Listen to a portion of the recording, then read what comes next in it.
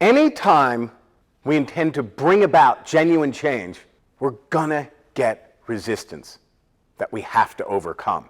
Sometimes that resistance is going to be rational, but sometimes it won't be. We often resist things because they offend our identity, our dignity, our sense of selves. Human beings form attachments to people, ideas, and other things. And when those attachments are threatened, we tend to act out in ways that don't reflect our best selves. That's why anytime we seek to bring about change, there's always going to be some who are going to undermine what we're trying to achieve in ways that are dishonest and underhanded and deceptive.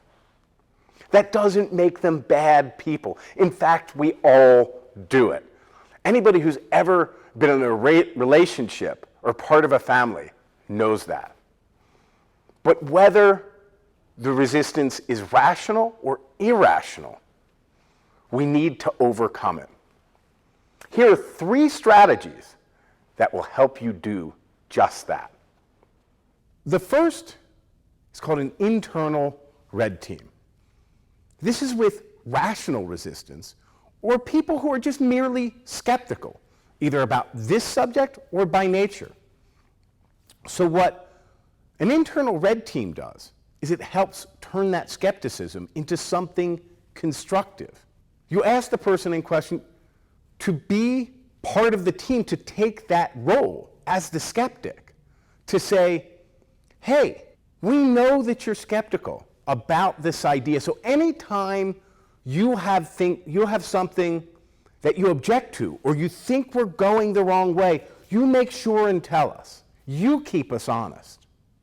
Then you turn a potential conflict into an ally.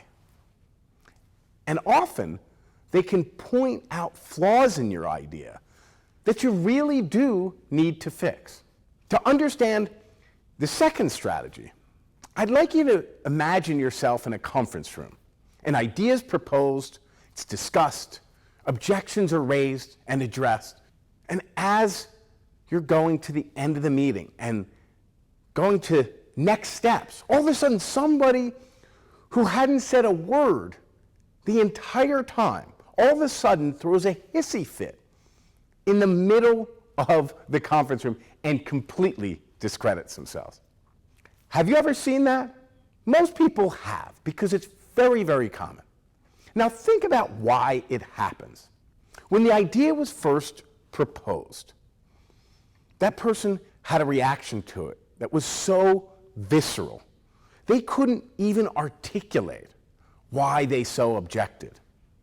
And they were sure that somehow, somewhat, everybody would see that this is a bad idea and it would die itself. It was going to next steps that triggered them. The second thing we can learn is that once they had that outburst, they completely discredited themselves, and no objection they made after that would have any force.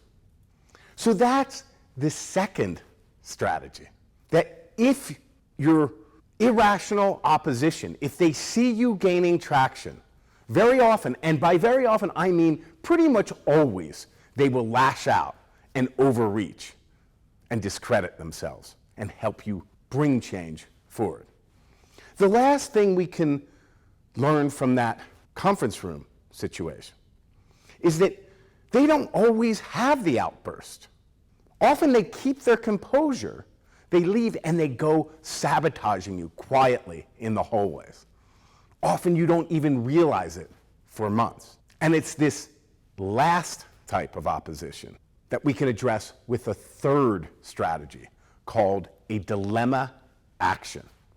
And the idea is you never want to cause a conflict.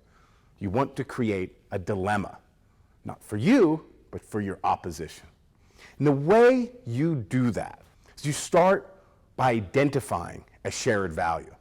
And then you design a constructive act rooted in that shared value. And that's what creates the dilemma.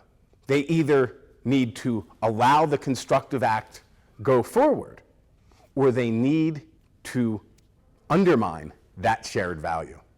There are a number of famous examples. Gandhi's Salt March, Martin Luther King at Birmingham, where Bull Connor wanted to show the world who he was. And Martin Luther King wanted to let him. And the world is a better place for it. My favorite personal experience with the dilemma action is when I was on a 6-month consulting assignment where the sales director I knew was quietly undermining me and just waiting for the project to end. So I designed a dilemma action. She'd agreed to divvy up the accounts in a way that was agreed, but she was holding off on it. And I knew it was never going to happen. So what I did was I set up a meeting with one of the buyers and one of the salespeople to move the process along. That's what created the dilemma. She'd agreed to the shared value. She either needed to disrupt that act or undermine what she had agreed to. She chose the second. She was removed from cause, and the project went forward. If you want to bring about change, you need to overcome resistance. So remember these 3 strategies: the internal red team, non-engagement, and the dilemma action.